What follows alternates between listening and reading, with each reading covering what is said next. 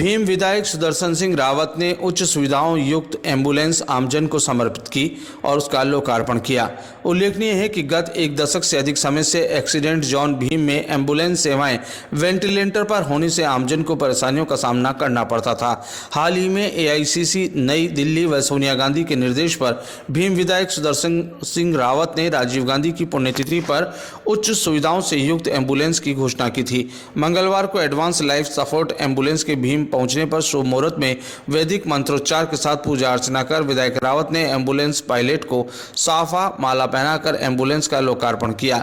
विधायक मद से स्वीकृत एम्बुलेंस में सभी जीवन रक्षक दवाइयां, ऑक्सीजन, आईसीयू सहित अन्य सुविधाएं उपलब्ध है। इस दौरान BCMO, medical staff, block Congress अध्यक्ष प्रभुदयाल नागर सहित कांग्रेस कार्यकर्ता मौजूद रहे। और यूं कहें कि 15-20 अप्रैल के बाद से जिस सजगता से राजसमंद जिले में और भीम और देवगढ़ के अंदर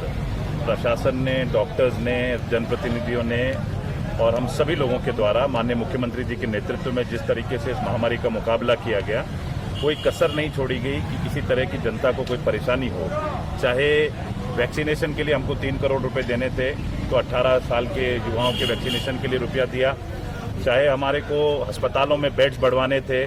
चाहे हमारे को ऑक्सीजन की व्यवस्था करनी थी। मुझे इस बात का बड़ा गर्व है कि भीम और देवगढ़ और खासतौर पर राजसमंद में जिस तरह का अच्छा प्रबंधन ऑक्सीजन का किया गया, जैसे दूसरे जिलों में देखने को मिला, उस तरह की कोई ऑक्सीजन की मारामारी से किसी को हताहत नहीं होना पड़ा। मोटे तौर पे कोशिश की गई कि आमजन की सुरक्षा की जाए, उनकी जान को बचाया जाए। उसके अलावा भी तमाम उपकरणों के साथ में, चाहे देवगढ़ में वेंटिलेटर्स लगाने हों, चाहे ऑक्सीजन कंसेंट्रेटर्स को देना हो, चाहे बाईपैप मशीन्स को देना हो, ऑक्सीजन की व्यवस्था करनी हो, और आज जो हमने एम्बुलेंस का लोकहित में, जनहित में समर्पण किया है मेरे विधायक मत से, कई वर्षों से इस बात को हम करने की कोशिश कर रहे थे और पिछले कई सालों तक एक बहुत ही बेकार एम्बुलेंस जो कि भीम में काम कर रही थी, जिसके लिए कई अखबारों में चर्चाएं आई, उसको देख के मन में बड़ी व्यथा भी होती थी। आज ये मौका भी आया और हमारी कांग्रेस अध्यक्षा माननीय सोनिया गांधी जी के निर्देशों के अनुसार पूरे राजस्थान में राजीव जी की पुण्यतिथि के ऊपर हम सब ने इस बात का प्रण लिया था